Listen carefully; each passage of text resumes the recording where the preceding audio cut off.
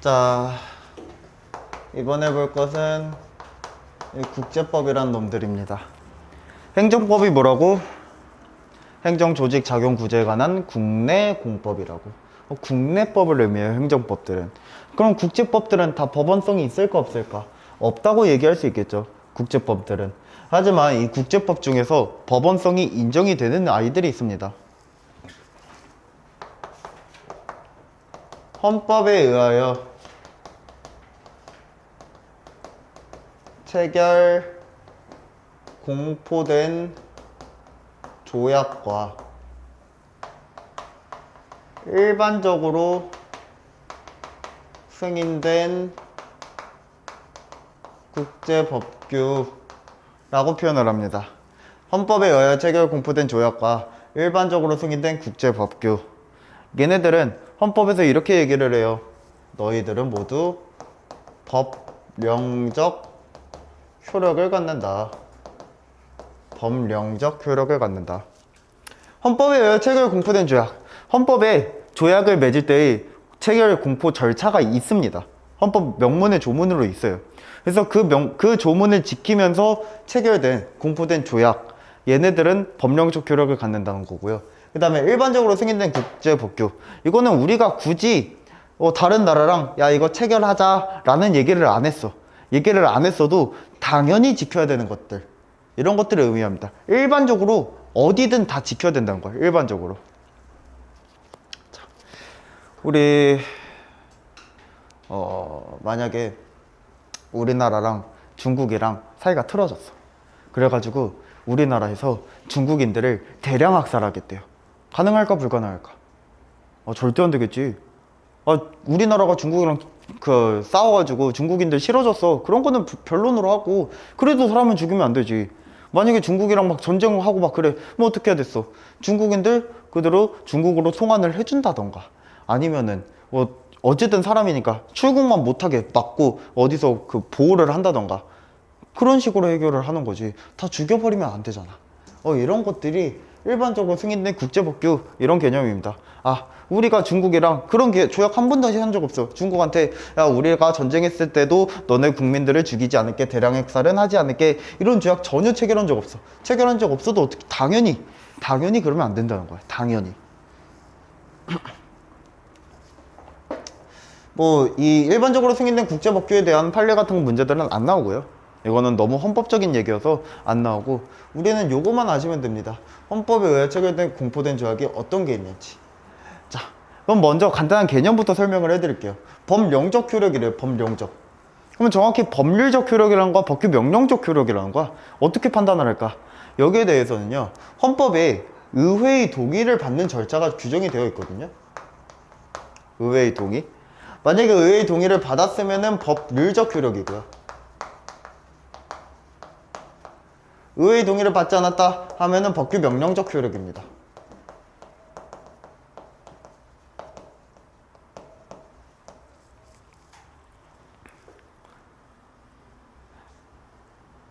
그 다음에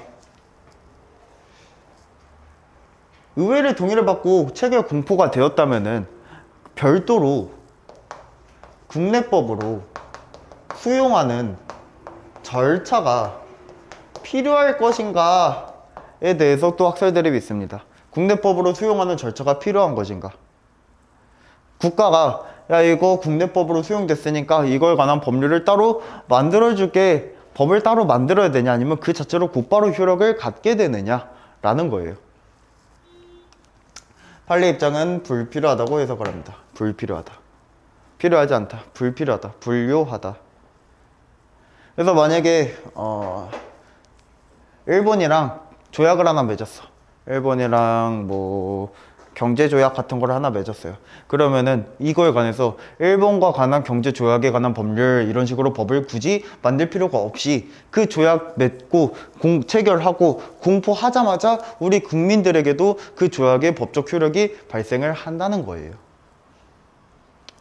따로 절차가 필요 없다. 이제 문제로 나온 것들은 어떤 게 나오냐?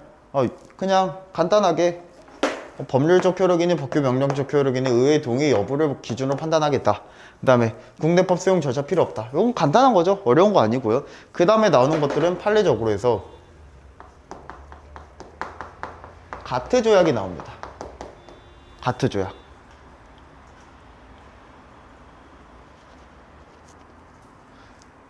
제너럴 어그리먼트 트레이드 앤드 트래피스.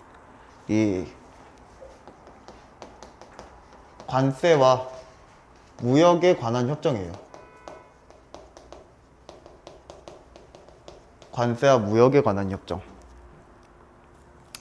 이 협정에서는 이제 어떤 얘기들이 나오느냐, 너네가 여러 가지 행정작용을 수행을 할 때 우리가 지금 무역을 하고 있잖아. 근데 니네가 너희 자국의 농산물에 대해서 우대하는 조치를 해.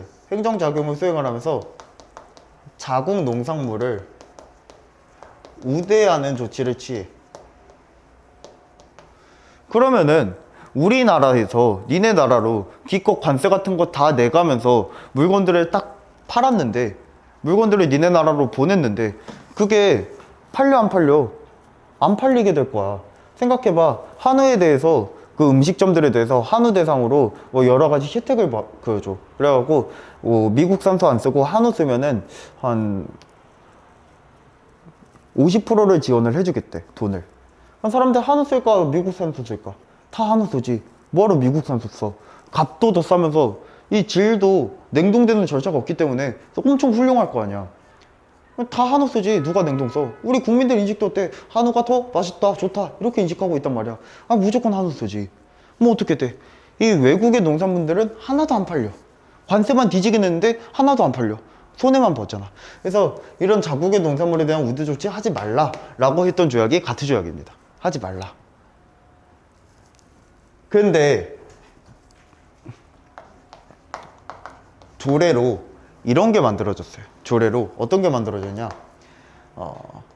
학교 급식에 자도, 우리 도, 여기로 치면 뭐 강원도, 경기도 뭐 이런 식으로 자도의 농산물을 사용을 하면은 우리가 뭐 여러 가지 세금도 낮춰주고 뭐 여러 가지 금전적 지원도 해주면서 혜택을 줄게, 혜택을 부여해 줄게 라는 조례안을 만들었어요.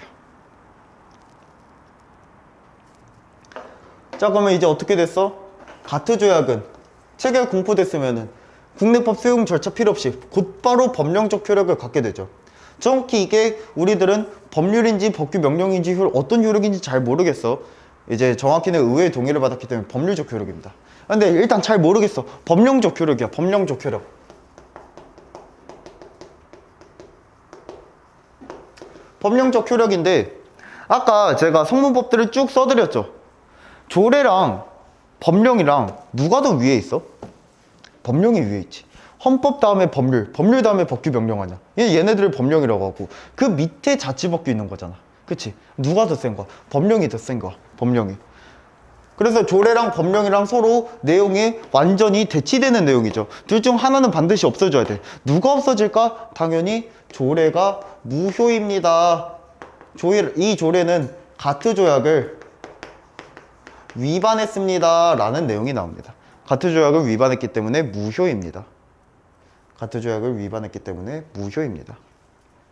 그 말인즉 가트 조약 자체가 어떻다? 법령적 효력, 즉 법원성이 있습니다. 이렇게도 표현을 할 수 있겠죠. 법원성이 존재합니다. 법원성이 있습니다. 판례 얘만 외워주시면 돼요. 가트 조약만. 판례 문제로 나오면 얘만 외워주시면 됩니다. 이거 말고 뭐 WTO니 막 이딴 거 나올 거야. 얘네들은 다 없어. 얘네들은 법원 인정 안 됩니다.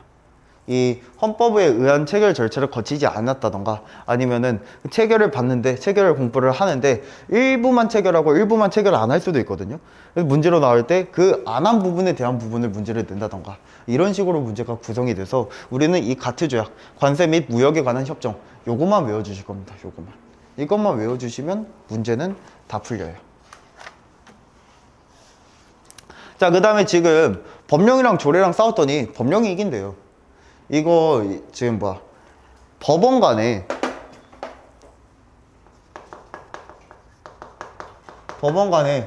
분쟁이 생겼을 때 해결 절차입니다. 법원 간 분쟁이 생겼을 때 해결 절차. 자, 당연히 상위법과 하위법이 싸워. 누가 이겨? 상위법이 이겨야지. 지금 법령과 조례, 누가 상위법이야? 법령이 상위법이죠. 가트조약이 상위법이지. 그러니까 가트조약이 이긴 거죠. 상위법 우선의 원칙이라고 합니다. 첫 번째로는요, 누가 더 상위법인지 봐요. 상위법 우선의 원칙.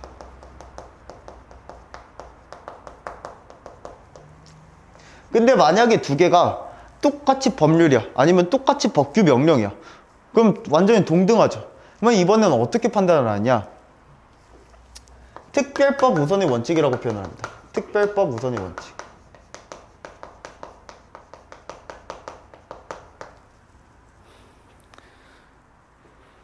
자, 우리 요즘 그 명예훼손으로 고소하니 많이 이런 얘기들 많이 들으시죠? 기본적으로 명예훼손죄라고 하는 거는 형법에 있습니다. 형법에. 기본적으로 형법에 있어요. 근데 우리 보통 명예훼손 할 때 어떻게 하지? 댓글 다는 거지. 뉴스에다가 댓글 달고, 막 네이버 기사에 댓글 달고, 막 어디 SNS에다가 막 그 게시글 올리고, 유튜브에다가 댓글 달고, 이러다가 고소당하는 거죠, 사람들. 자, 우리가 형법에서 말하는 명예훼손죄는 내가 그냥 공공연한 장소에서 막 이렇게 학원 수업하면서 이런 데서 내가 여기서 막 누가 나쁘다, 누가 개새끼다 이런 얘기를 하면은 이때 명예훼손죄거든요. 근데 공공연한 장소는 그냥 다른 사람 누구나 볼 수 있으면 다 공공연한 장소잖아. 그래서 그냥 공공연한 장소에 대해서는 형법으로 명예훼손죄로만 하나로만 규율을 합니다. 근데 만약에 이게 인터넷으로 가면은 좀 문제가 커져요. 왜? 지금 여기서 제가 얘기를 하면은 여러분들이 이 명예훼손죄가 나쁜 이유가, 처벌하는 이유가 뭐냐? 제가 여기서 얘기를 하면 여러분들은 어떻게 하는 거야? 집에 가서 친구들, 가족들한테 얘기를 하죠. 그러면서 내가 막 갑이라는 사람을 욕했어. 그럼 갑에 대한 험담이 주변으로 퍼지는 거지. 그게 잘못된 거거든. 자, 여기서 얘기를 해봤자 갑에 대한 험담은 어디에서만 퍼질까? 끼케야 동해시죠. 끼케야 동해시. 근데 제가 인터넷을 통해서 있어요. 그러면 어떻게 돼? 우리 대한민국 더 넘어서 세계가 알 수도 있는 거야. 정도가 너무 커져버리는 거죠. 그래서 이제 정통법이라는 법을 만들어 갖고 내가 인터넷상에서 명예훼손을 하게 되면은 정통법이라는 법으로 규율을 합니다. 그러면 처벌이 더 세지는 거야. 자, 똑같아. 이 명예훼손죄도 그렇고 정통법도 그렇고 똑같이 내가 공공연한 장소에서 명예훼손하는 발언을 하면은 처벌을 받겠다는 거야. 똑같이. 근데 인터넷에서 했을 때 어떻게 하겠다고? 가중처벌하겠다고. 지금 이 일반법인 형법이라는 애를 봤고요, 특별법인 정통법을 봤는데 형법과 정통법 중에서 뭘 적용시킬까? 만약에 내가 인터넷에서 유포 행위를 했다면, 허위사실에 대한 유포 행위를 했다면 어떤 걸로 처벌을 할까? 정통법으로 처벌을 하겠죠. 정통법으로. 내가 형법에 있는 명예훼손죄의 그 구성 요건도 다 똑같이 충족을 했어. 근데 형법으로 처벌해? 안 해. 뭘로만 처벌해? 특별법으로는 처벌해. 왜 그런 거야? 특별법을 제정한 이유가 있기 때문에 그런 거죠. 특별법을 제정한 이유. 왜 인터넷에서 유포하면은 유포될 수 있는 범위가 더 넓어진다, 더 커지더라 라고 하는 특별한 이유가 있어. 그러니까 특별법을 만들어 두고, 그러니까 일반법이랑 특별법이랑 싸우면 뭘 적용시켜야 된다? 특별법을 적용시켜야 된다 라는 얘기를 하는 거고요. 그 다음에 만약에 둘 다 일반법이야, 또는 둘 다 특별법이야, 그럼 또 어떻게 하느냐? 우리가 보다 일찍 만들어진 신법이 있을 겁니다. 신법 우선의 원칙이에요. 신법 우선의 원칙. 당연히 법이 늦게 만들어질 법일수록 지금 현재의 시대상을 더 잘 담고 있겠죠. 그치? 옛날에 만들어진 법, 1970년대 만들어진 법이랑 2022년에 만들어진 법이랑 누가 더 지금 우리 현재 사회를 잘 표현하고 있을까? 당연히 2022년에 만들어진 법이 당연히 잘 표현을 할 거야. 그러니까 어떻게 해야 돼? 우리 지금 현재 사회를 잘 표현하고 있는 신법을 적용시키는 게 맞습니다 라고 얘기를 하는 거죠. 그래서 이렇게 세 가지 원칙으로 이루어집니다. 그럼 이거 문제로 나올까요? 문제로 안 나옵니다. 문제로 안 나오는데 진짜 간혹가다 나올 수 있고, 진짜 간혹가다, 이거는 한 10년 더 걸려. 한 20년에 한 번? 그 정도로 나올 수 있고요. 아, 근데 그렇게 안 나오는 걸 왜 알려줬냐? 우리가 간단한 배경 지식으로 깔고 있으면 좋습니다. 배경 지식으로. 문제로 도움되는 건 아니고 그냥 간단한 배경 지식으로 알고 계시면 좋아요. 이제 중요한 건 뭐냐? 이런 법원 간 분쟁이 생겼을 때 이 절차를 통해서 해결을 할 텐데, 다만 우리가 이렇게 표현을 해요. 다만 규범 조화적으로 해석하라. 규범 조화적으로 해석하라. 무슨 말이냐? 이 법원들 간에는 법원들은 모두 다 통일된 가치 체계를 갖고 있대요. 통일된 가치 체계를 갖고 있대요. 왜? 법이라고 하는 건 다 뿌리가 어디서부터 시작해? 헌법부터 시작합니다. 다 뿌리가 헌법부터 시작해서 그 헌법의 내용을 구체화하는 단계를 가져요. 헌법의 내용을, 재산권에 대한 내용을 구체화하기 위해서 법률에서 손해배상이라던가 이런 법률들을 만드는 거고, 이거에 대한 특별법으로 국가배상법도 만들어지는 거고, 그리고 이거에 대해서 더 잘 이행을 하기 위해서 국가배상법에 대한 시행령, 시행규칙 이런 것들도 만들어지고, 다 뿌리가 헌법부터 시작한다는 거야. 헌법부터. 그래서 헌법에서 얘기하고 있는 가치체계가 다 그대로 전해지고 있다는 거예요. 다 통일된 가치체계를 갖고 있어. 그렇기 때문에 각 규범들 간에 문제가 생겼을 때 그 규범들은 처음부터 통일된 가치체계를 갖고 있기 때문에 서로 조화로울 거야. 그러니까 최대한 조화롭게 해석해. 줄여서 간단하게 표현하자면 억지로라도 한번 끼워 맞춰봐. 억지로라도 말되게 끼워 맞춰봐. 자,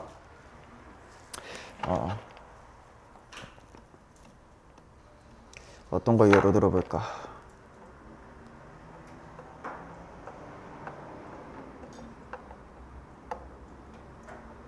어떤 거 예로 들어볼까?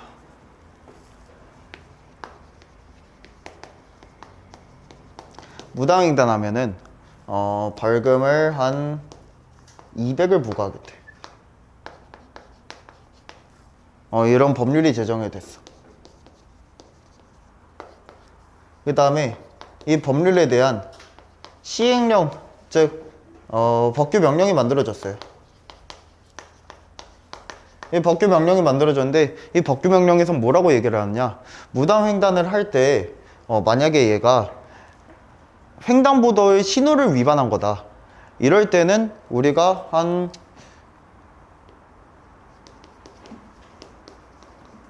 신호 위반일 때는 100만 부과할 거고, 그 다음에 아예 횡단보도가 없으면은 그때 200 부과할 거야 라는 법을 만들었어요. 예를 들어보는 거야. 이런 법을 만들었어. 자, 그러면은 신호 위반에 대해서는 100 부과하겠다는 게 이 법률을 위반한 거 아니야? 법률 위반 아니야 이거? 법에서는 200 부과하라고 했는데 왜 얘는 100 부과해? 위반 아니야? 그럼 어떻게 해야 돼? 법규 명령, 이 시행령이 사라져야 돼. 그치? 이 시행령이 사라져야 돼. 우리는 이거를 억지로라도 한번 끼워 맞춰보자는 거예요. 이 얘네들은 모두 다 헌법부터 시작을 한 통일된 가치체계를 갖고 있기 때문에 얘네들끼리 일단 서로 조화로울 거야. 얘네들끼리 조화로울 거야. 그러니까 한번 억지로라도 해석을 한번 해보자 라고 한번 해보는 거예요. 뭐라고 하면 되게 편해질까? 이 200이라는 거를, 사실 이거는 법에 그런 표현은 없지만 이거는 최대를 의미하는 거야 라고 말 한마디만 붙여버리면은 이건 서로 위배되는 게 단 하나도 없어지는 거죠. 최대 200으로 말을 바꿔버리면. 이렇게 억지로라도 해석을 할 때 끼워 맞추자는 거예요. 이걸 가지고 규범조화적 해석이라고 표현을 하는 겁니다. 왜 이딴 걸 해야 될까? 왜 규범조화적 해석을 해야 되는 걸까? 만약에 이걸 규범조화적 해석을 하지 않는다면은 이 상위법 우선의 원칙에 의해서 시행령이 효력이 사라지겠죠. 그치? 시행령의 효력이 사라지겠지. 그러면은 그 효력 사라진 부분에 대한 법적 공백이 생겨버려요. 법적 공백. 그러면 행정부로서는 무슨 문제가 생기냐? 이 법을 적용을 해야 되는데 이 무단횡단의 종류가 얼마나 많아. 여기서 무단횡단을 했는지, 저기 신호등에서 무단횡단을 했는지, 아니면 여기 대로에서 무단횡단을 했는지, 로타리에서 무단횡단을 했는지, 아니면은 여기가 인도면서 동시에 차도인 그런 도로에서 무단횡단, 골목길에서 무단횡단을 했는지 그럴 때마다 다 다르게 적용을 해야 되는데 이거에 대한 기준이 없는 거잖아. 그러니까 이걸 적용할 수 있어 없어? 없어. 기준이 없으니까 적용을 하기 힘들어져. 그러다 보면 이 국민의 입장이나 또는 국가 공익적 입장에서 더 문제가 발생할 수 있다는 거예요. 법적 공백이 발생함으로 인해서. 법적 공백이라는 게 생각보다 큰 문제야. 만약에 살인죄가 사라졌어. 만약에 살인죄가 위헌이래. 그래서 바로 사라졌어. 그럼 어떻게 해도 될까? 내가 당장 너를 죽여도 나는 깜빵가지 않는 거야. 끼케야 폭행죄 같은 거, 상해죄 같은 건 갈 수도 있겠지. 살인죄가 안 되는 거야. 살인죄 플러스해서 상해죄와 폭행죄까지 사라지면은 내가 얘를 죽이면은 칼로 배를 탁 찔러 죽였어. 내가 처벌받는 거는 옷을 찢었다, 손괴죄 이 정도 하나밖에 없겠네요. 그럼 난 처벌 못해. 그 이후로는. 이런 문제가 발생할 수 있단 말이야. 그러면 이제 다른 국민들은 어떻게 생각할까? 법이라는 거 이렇게 막 맘대로 바뀌고 없어지다 보니까 내가 사람이 죽었는데도 저 새끼 무죄네?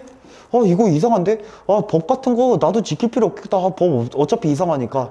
법적 안정성에 대한 침해가 있어요. 법치주의 그 자체에 대한 침해야. 엄청 큰 문제죠. 이렇게 얘기를 해버리니까. 어떻게 해야겠다? 규범조화적 해석을 하겠다. 그렇기 때문에 법이 공백이 발생하는 걸 최소한으로 줄이겠다는 거예요. 딱 누가 봐도 이렇게 억지로라도 끼워 맞추려 했는데 그것조차 안 될 때만 법이 잘못됐네, 위헌이네 라고 얘기를 하는 거예요.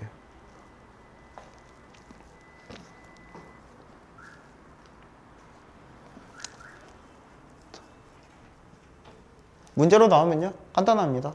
법원간 분쟁이 발생했을 때 규범조화적 해석을 해야 된다. OX, O 이 정도니까 간단하게 보시면 돼요. 이제부터는 문제로 잘 나오게 됐을 때 어렵게도 나올 수 있는 일반 원칙이란 것들을 우리가 배울 거예요. 이 일반 원칙 파트부터는요 여러분들이 정확하게 이해를 해주시고 이해 위주로 암기를 병행해서 공부를 해주시는 게 정말 중요합니다. 지금까지는 그냥 대충 통치행위 부분 말고는 대충 그냥 그렇겠거니 그렇구나 하고 다 넘어가도 됐어. 통치행위, 법률 유보 이거 두 개 파트 빼고는 막 엄청 중요한 건 없었단 말이야. 지금부터 이제 일반 원칙으로 해서 되게 문제로 많이 나오고 어렵고 중요한 것들을 많이 배울 거예요. 자, 첫 번째는 평등의 원칙을 볼 겁니다. 일단 일반 원칙이란 게 뭐냐? 일반 원칙. 일반 원칙이라고 하는 거는 법에 명문화되어 있지 않다 하더라도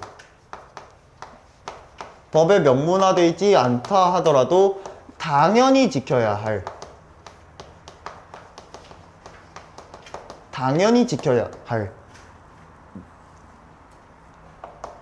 헌법적 효력을 가진 원칙이다 라는 게 일반 원칙입니다. 법에 명문화되어 있지 않아도 당연히 지켜야 될 헌법적인 효력을 가진 원칙입니다. 헌법적인 효력이래. 그러면은 입법부가 법을 제정을 할 때도 일반 원칙 지켜야 될까 안 지켜도 될까? 지켜야겠죠. 왜? 입법부가 제정하는 이 법률이라는 건 당연히 누구보다 밑이니까.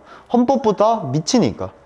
입법부가 법을 제정을 할 때도, 행정부가 법을 집행을 할 때도, 사법부가 법적 판단을 할 때도 이 일반 원칙이라고 하는 건 당연히 지켜야 되는 원칙이에요.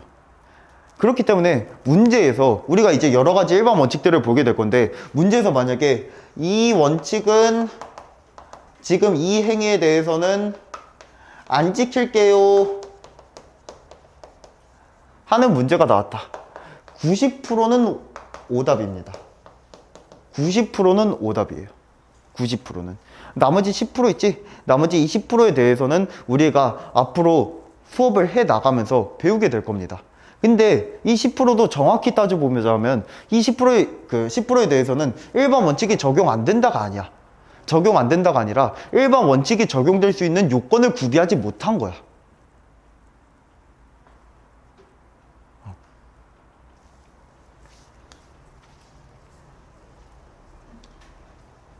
간단하게 얘기를 하면은 살인죄 같은 거 계속 살인죄 얘기했는데 살인죄 모든 사람들이 다 지켜야 되지.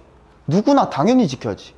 원장님이라고 해서 원장님이 우리 학원에서 제일 센 사람 아니야. 원장님이라 해서 살인죄 안 지켜도 될까? 아니죠. 누구든지 다 지켜야 돼. 언제든지 다 지켜야 돼. 언제든지 뭘 하든지 언제든지 다 지켜야 돼. 그럼 사람을 죽였으면 당연히 살인죄 처벌을 할 거고. 이 10%의 부분은 어떨 때냐? 난 처음부터 사람을 죽인 적이 없어. 그럼 살인죄 적용해, 안 해? 안 하죠. 이거를 가지고 문제를 가지고 이때는 일반 원칙 적용하지 않겠습니다. 문제 출제를 이렇게 할 뿐이에요. 난 사람을 죽인 적 없는 사람에 대해서 살인죄 적용하지 않겠습니다. 이건데 이거를 가지고 살인죄, 우리가 잘 아는 그런 개념이 아니라 행정법적 쟁점으로 나오니까 공적 견해 표명이 없기 때문에 신뢰보호 원칙을 적용하지 않겠습니다. 이딴 식으로 문제가 나와. 우리는 공적 견해 표명이 무슨 말인지도 모르고 신뢰보호 원칙이 무슨 말인지도 몰라. 그러니까 모르는 것뿐이에요. 그러니까 우리가 외워야 될 뿐이야. 그러니까. 근데 일단 일반 원칙에 대해서 내가 완벽하게 이해를 했다.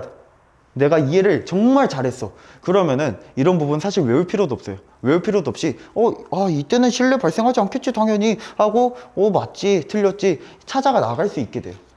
그래서 다시 얘기를 하지만 이 부분은 내가 이해 위주로 공부를 해주셔야 됩니다. 이해 위주로. 단순 암기하고 넘어가다 이런 게 아니라 이해를 해주셔야 돼요. 그래서 여러분들이 공부를 하면서 조금이라도 이해가 안 된 부분이 있어? 그러면 다 저한테 직접 찾아오셔서 이 부분이 잘 이해가 안 돼요. 아니면 저는 설명을 다 들었는데 아직 하나도 모르겠어요. 하나도 모르겠으면 제가 처음부터 끝까지 다시 설명을 해드릴게요. 꼭 찾아오셔서 질문을 해주셔야 됩니다. 꼭. 자, 처음 원칙은 쉬워요. 평등의 원칙.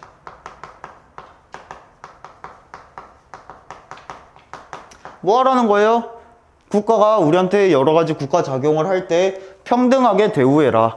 이 정도입니다. 평등하게 대우해라.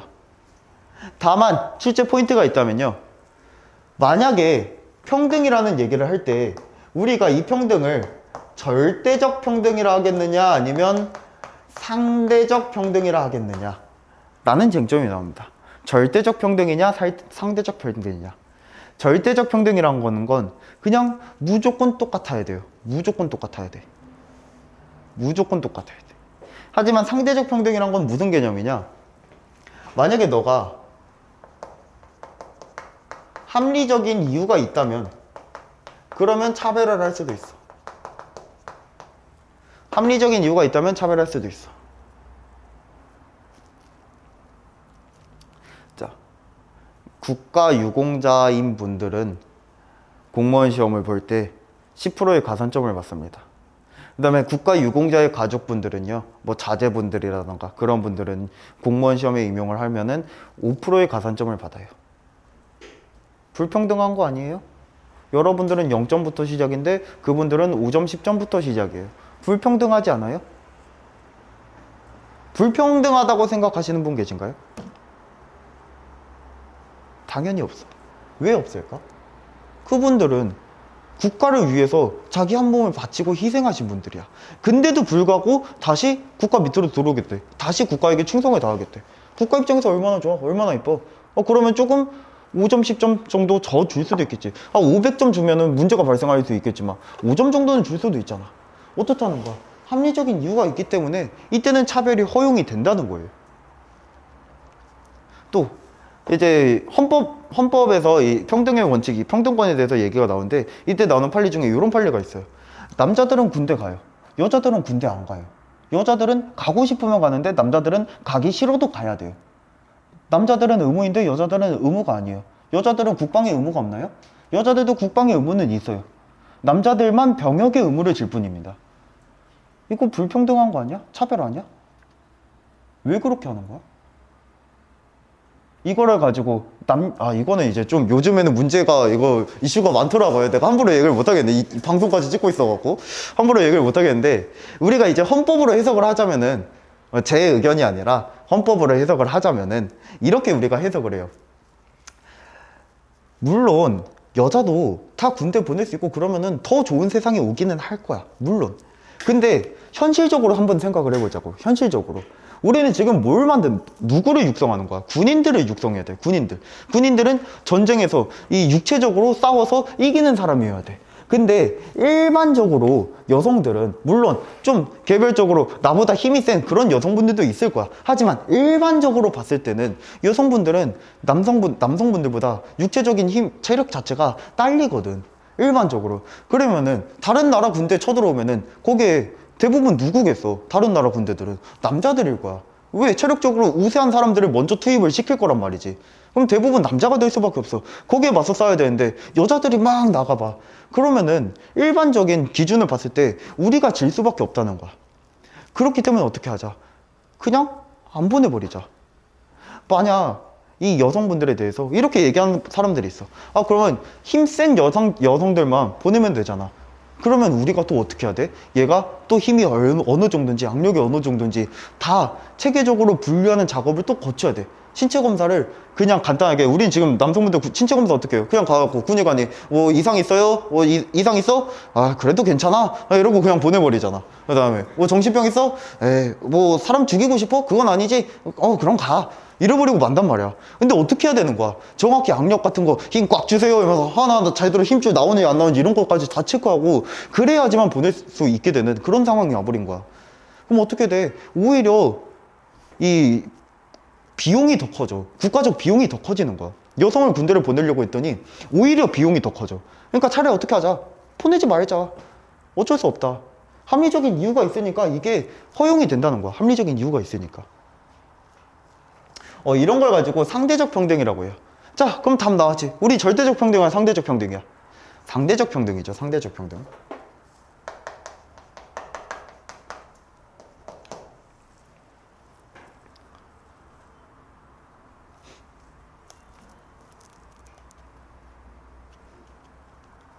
제 의견이 그렇다는 게 아니고 판례 입장이 그렇다는 겁니다. 저는 따로 제 의견을 밝히지 않을게요. 자, 평등 원칙은 요거만 아시면 돼요. 상대적 평등이다. 판례적으로도 문제가 안 나오고요. 간단한 개념입니다. 우리가 중요한 건 뭐냐? 이 평등의 원칙에서 파생되는 자기구속의 원칙이란 게 있어요. 자기구속의 원칙. 이놈이 이제 첫 번째로 중요합니다. 자기구속의 원칙. 개념부터 어려운데 사실 무슨 말인지 이해만 하시면은 되게 쉬운 것 중에 하나예요. 자, 일단 표현을 해드릴게요. 자기구속의 원칙이라고 하는 건 행정청이 스스로를 구속할 요량으로 재량 준칙을 만들었을 때 이 재량 준칙에 대해서 일정한 적용이 있게 된다면, 선례들이 발생을 한다면, 그랬을 때 이 재량 준칙은 행정청을 실제로도 구속을 합니다 라고 하는 게 자기구속의 원칙입니다. 이게 무슨 말이야? 행정청이 스스로를 구속할 요량으로 재량 준칙을 만들었을 때 그 재량 준칙에 대한 일정한 선례가 발생을 했다면 행정청을 구속한다. 재량 준칙이 행정청을 구속한다. 무슨 말이야? 재량 준칙이라고 하는 건요, 행정 규칙입니다.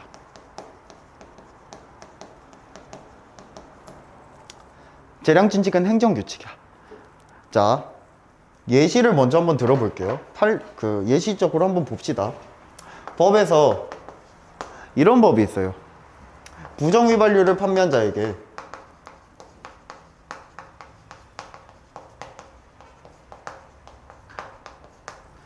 최대 6개월의 영업정지를 할 수 있다.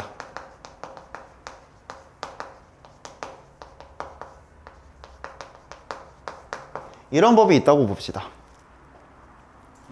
부정휘발유를 판매한 자에게 최대 6개월의 영업정지를 할 수 있다. 자, 그럼 법을 조문을 봤더니 최대 6개월이래요. 최대 6개월. 그러면 어떻게 해도 된다는 거야? 1일 부과해도 돼, 안 돼? 가능하죠. 1일 부과해도 되고 3개월이든 4개월이든 6개월이든 부과해도 되죠. 뭐만 안 하면 돼? 7개월, 8개월 넘어가지만 안 하면 돼. 그 다음에 영업정지라고 했으니까 영업 취소 안 하면 돼. 그렇게만 하면 되죠. 그 다음에 할 수 있다라고 표현이 돼 있어요. 할 수 있다. 그러면 안 해도 되는 거 아니야? 그쵸. 해도 되지만 처음부터 안 해도 되는 거야. 안 해도 돼. 실제 안 해도 됩니다. 안 해도 돼. 자, 그래서 이 법을 적용을 시켰더니 A시청에서는 여기에 대해서 부정휘발유 판매한 사람에 대해서 그냥 무조건 6개월씩 때려버려요. 영업정지를. B시청에서는요, 1회 위반자들에 대해서는 불쌍하다고 7일만 영업정지해요. 그 다음 C시청에서는 그냥 다 똑같이 3개월 영업정지해요. 자, 그러면은 내가 영업정지 만약에 받을 상황이 됐어. 근데 첫 번째는 무조건 누구 찾아가? B시청한테 제발 저 좀 영업정지 빨리 해주세요. A가 저한테 영업정지 하기 전에 영업정지 빨리 해주세요. 막 이런 얘기 하려고 하고 하겠지. 국민들끼리 그러면은 좀 혼란이 생길 수가 있어요. 그래서 이 혼란을 막기 위해서 이 A시청, B시청, C시청이 모두 있는 그 D도에서 이 행정규칙을 하나 만들어버려. 행정규칙으로 야 너네 다 이거 따라. 1회 위반자에 대해서는 2개월 영업정지 할 거야. 2회 위반자에 대해서는 3개월 영업정지 할 거야. 근데 3회 위반자부터는 3회 이상은 이놈들은 다 고의거든. 너무 괘씸해. 그래서 이제부터는 6개월 영업정지 할 거야. 이렇게 행정규칙을 만들었습니다. 이때 갑이라고 하는 사람이 이 행정규칙의 첫 시행 대상자야. 행정규칙의 첫 시행 대상자인데 갑이 1회 위반을 했어. 그랬더니 행정부가 이 A시청에서 갑한테 4개월 영업정지 때렸습니다. 이 4개월 영업정지 적법한가요? 위법한가요? 한번 생각을 해보자고. 적법할까? 위법할까? 적법하다 손. 위법하다 손. 자, 그러면은 왜 위법하다고 생각을 해요? 어떤 점에서 위법하다고 생각해? 1회 위반자는 2개월 하라고 했는데 4개월 했으니까 그냥 그거야? 자, 적법하다는 분들은 왜 적법하다고 생각을 해요? 선례가 있어야 되는데 선례가 없잖아요. 선례가 없잖아요. 선례가 없으면 뭐가 다른데? 어찌됐건 이거 2개월 하라고 했는데 4개월 했잖아.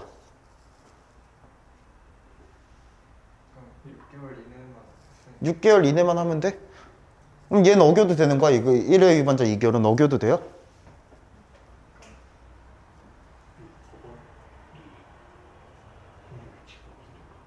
그치. 행정규칙은 아까 뭐라고 얘기했지? 얘는 법원성이 없다고 얘기했어요. 법원성이 없다고 얘기했어. 그래서 어떻게 해도 된다고? 맘대로 위반해도 된다고. 맘대로 위반해도 된다고. 그래서 4개월 영업정지 행정규칙은 위반했어. 근데 말 잘했어. 뭐는 지켰어? 법은 지켰어. 6개월 미치긴 해. 뭐야? 적법이죠. 적법. 적법입니다.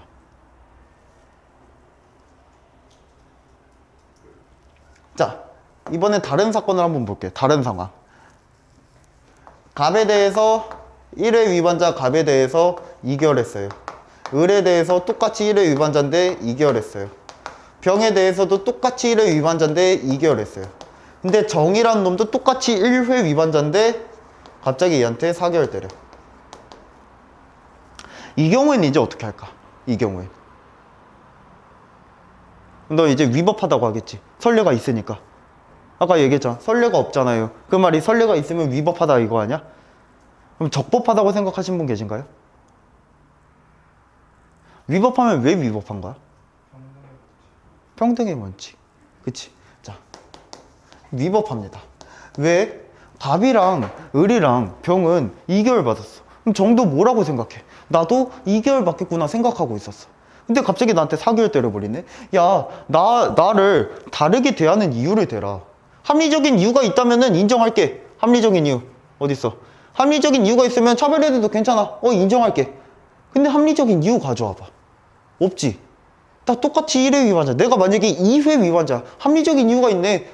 애초에 동일한 대상자도 아니까 평등원칙에 걸리지도 않아요. 그럴 때는. 그러면 가능하겠지. 그리고 내가 만약에 1회 위반자인데도 불구하고 이 부정위반을 판 게 한 몇억 리터가 돼. 한 그 정도가 돼. 그러면은 내가 인정을 할게. 근데 그런 거 아니지. 그럼 왜 4개월 한 거야? 평등의 원칙에 위반돼. 이제 이런 상황을 가지고 평등의 원칙이라고 표현을 안 하고 어떻게 표현을 한다는 거예요? 자기구속의 원칙이라고 표현을 하는 거예요. 자기구속의 원칙. 행정부가 스스로를 구속할 요량으로, 강원도가 이 동해시를 구속할 요량으로, 구속할 생각으로, 자, 행정규칙 만들었어 하고 만들었어. 그 다음에 이 재량준칙에 대해서 선례가 있어. 갑을 병이라는 선례가 있어. 그럼 이 재량준칙은 누굴 구속한다? 행정부를 구속한다. 구속하기 때문에 어떻게 해야 된다? 따라야 된다. 어떻게 같이 이 2달 해야 2달의 영업정지를 해야 그래야 적법해진다. 이게 자기구속의 원칙이에요. 그래서 이 표현 자체에서 우리가 여러 가지 이 자기구속의 원칙의 요건들을 찾아 나갈 수 있어요. 자기구속의 요건들. 첫 번째, 재량행위여야 합니다. 재량행위. 우리가 재량행위에 대해서는 나중에 행정행위 파트를 들어갔을 때 그때 배울 거예요. 그때 배울 건데 간단하게만 생각합시다. 자, 지금 뭐라고 얘기하고 있어? 최대 6개월의 영업정지를 할 수 있다. 해도 그만 안 해도 그만 1일 해도 그만 6개월 해도 그만. 그치? 그런 상황이니까 문제가 생긴 거야. 만약에 그냥 법이 무조건 반드시 6개월 영업정지 해야 한다 이렇게 나와 있어. 그러면 A시든 C, B시든 C시든 다 똑같이 어떻게 해? 다 똑같이 6개월 정지. 그럼 행정규칙 만들 필요 있어 없어? 없어 처음부터. 그러니까 자기구속의 원칙이 나올 필요도 없어. 재량이니까 내가 6개월을 할지 1일을 할지 안 할지 이런 부분에 대한 재량이 있으니까 이 행정규칙도 만들어지고 평등이니 아니니 이런 얘기들도 나온 거예요. 그 다음 두 번째, 이 재량행위에 대해서 재량준칙이 만들어져야 됩니다. 즉 행정규칙이 있어야 돼. 행정규칙이. 다만 이 행정규칙이 재량준칙이 위법하면 안 됩니다. 위법은 아닐 거야. 제가 아까 평등원칙에서 이거 얘기를 안 했는데 우리가 이런 표현을 써요. 불법 영역에서의 평등은 존재할 수 없다. 불법 영역에서의 평등은 존재할 수 없다. 이렇게 표현을 씁니다. 만약에요, 제가 이 실수로 이 친구 학원비를 한 달치를 누락을 했어요. 한 달치 누락했어. 까먹었어. 나중에 알았어. 그랬더니 나중에 가서 야, 니 그때 누락했더라? 뭐 지금이라도 내라 하기에는 너무 시간이 많이 지나버린 거야. 뻘쭘해. 그래서 찾아가서 얘기하기가.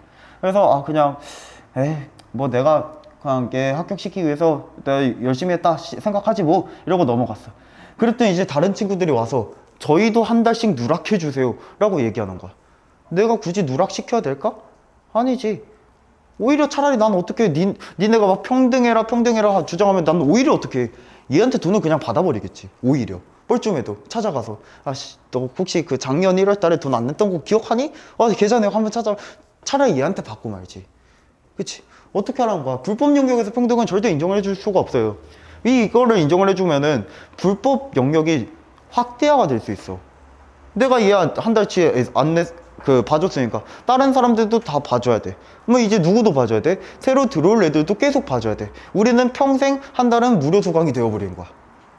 불법 영역이 확대가 돼버린다고. 그렇기 때문에 평등원칙에서의 불법 영역의 평등이 인정이 되지 않습니다. 이 경우에도 마찬가지예요. 만약에 갑이라고 한 사람한테 8개월 영업정지했어. 을도 8개월 영업정지했어. 병도 8개월 영업정지했어. 정 몇 개월 해야 돼? 2개월 해야지. 아니면 2개월 아니더라도 최소 6개월 이하로 해야지. 8개월은 아니지. 그치? 그렇게 얘기를 하는 거예요. 위법은 아닐 거야. 재량준칙이. 재량준칙이 처음부터 막 1회 위반자 8개월이다. 그럼 그냥 재량준칙이 무효인 거야. 그치? 그리고 이 재량준칙에 대해서 당연한 얘기지만 선례, 즉 선적용이 있어야 됩니다. 왜? 남들과 비교해서 불평등하다라고 얘기를 해야 된단 말이야. 그러면 그 남들이 있어야지. 남들이 있어야지. 선례가 반드시 있어야 되고요. 네 번째, 이건 당연한 건데 동종의 사안이어야 됩니다. 부정휘발유 얘기하고 있는데 갑자기 미성년자 주류 판매가 와가지고 나도 2개월 영업정지해달라 이딴 얘기하면 안 되겠죠. 동종의 사안, 동종 사건에 대해서 같은 종류의 사건에 대해서만 얘기를 하는 겁니다.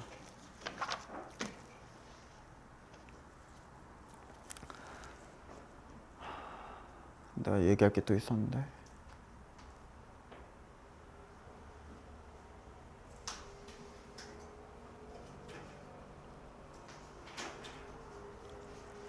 자, 그러면은 이제 헌법재판소와 법원은 이것을 인정을 하고 있느냐, 라는 문제가 나오는데 우리는 헌법재판소만 기억할 겁니다. 대법원 판례는 문제로 우리 9급 행정법에서는 문제로 나올 가능성이 극히 적어요. 9급에서 7급에서도 거의 안 나오거든. 그래서 9급에서도 안 나올 거야. 자, 헌법재판소는 뭐라고 하냐? 이렇게 표현을 해요. 그치? 이 자기구속의 원칙이라고 하는 것은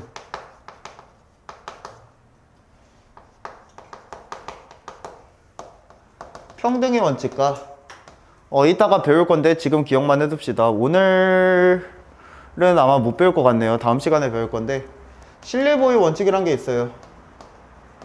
이 자기구속은 신뢰보유에도 걸립니다. 그 이유는 다음 시간에 설명을 해드릴게요.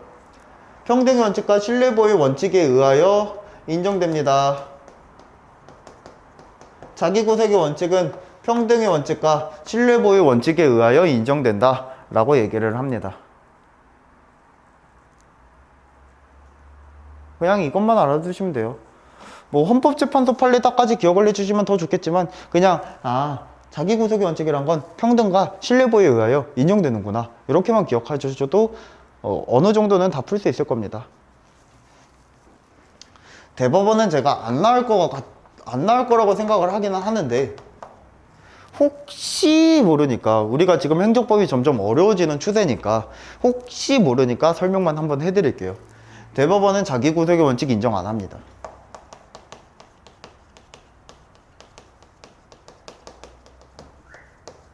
대법원은 자기구속의 원칙 같은 거 인정 절대 안 해줍니다. 왜? 우리가 1번 원칙이란 게 뭐라고? 명문의 규정이 없다 하더라도 당연히 지켜야 될 헌법적 효력을 가진 원칙이다 라고 얘기를 했는데 이렇게 명문화되지 않았어도 지켜야 되는 것들을 가지고 우리가 자연법이라고 표현을 하거든요. 이 불문법도 자연법의 한 종류인 거지. 자연법이라고 표현을 하는데 이 자연법이라는 개념들을 대법원은 인정을 해주기 싫어해요. 인정 되게 안 해주려고 해요. 그래서 이 관습법, 판례법 얘네들 빼고는 관습법에 이제 인정하라는 명문의 규정이 있으니까 판례법도 헌법재판소는 모든 국가기관에 기속한다는 명문의 규정이 있으니까 얘네들 빼고는 다 명문의 규정 없으면 인정 안 하려고 합니다. 대법원은 자연법을 되게 싫어해요. 그래서 일반 원칙도 마찬가지야. 명문의 규정 없으면 다 인정 안 하려고 해. 근데 뭐 우리가 지금 배운 평등의 원칙이라던가 뭐 나중에 배울 신뢰보호라던가 부당결부금지라던가 뭐 신의칙이라던가 신의성실의 원칙, 신의칙이라던가 이런 것들은 다 명문의 규정이 있거든. 근데 자기구속의 원칙은 아직까지 명문의 규정이 있는 법이 단 하나도 없어요. 이번에 만들어진 행정기본법조차 자기구속의 원칙은 전혀 규정하고 있지 않습니다. 그래서 얘네는 인정 안 해요. 불만 있어? 법 가져와. 법에 규정이 있으면 내가 인정해 줄게. 맨날 이렇게 얘기를 한단 말이지. 그러면은 이때 정한테 4개월 영업정지한 게 그러면 대법원은 적법하다고 보냐? 아니 여전히 이런 것들은 위법하다고 봐요. 여전히 위법하다고 봐. 위법은 위법이야. 그 근거가 뭐냐? 위법하다고 표현하는 근거가 뭐냐? 이것들을 보고 재량의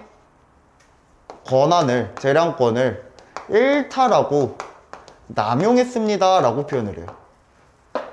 그래, 네가 6개월의 영업정지를 하든 몇 개월의 영업정지를 하든 너의 재량이 맞아. 네 자유가 맞아. 근데 네 자유라고 해서 무한의 자유는 아닐 거야. 자, 우리 어렸을 때 재량 활동하던 거 생각해 봅시다. 우리